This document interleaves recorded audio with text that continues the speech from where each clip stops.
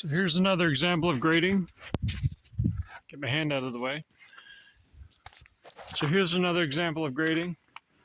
We have a hemlock, and let's see, it says 17 inches, but it's got quite a sweep in it. 12-foot log. See how it rises. Rises on this end. So it's not ideal for a couple of reasons.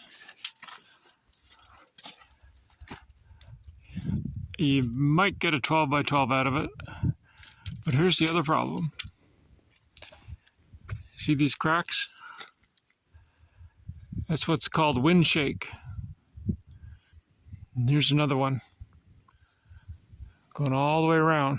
So what's going to happen is when this log is sawed into boards, into inch boards, if your saw layer is somewhere around there, all of this part of the log, the board, is just going to split off. It's going to fall apart, crack. I do a drop test whenever I'm, especially hemlock, because it's susceptible to wind shake in this part of Nova Scotia where it grows. And so a drop test is when you cut a board off a log on the mill, and before you take it off to the pile to stack it, drop it on the mill.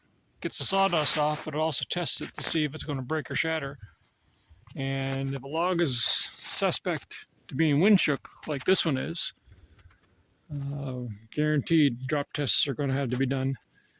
So there's quite a bit of wind shake in this.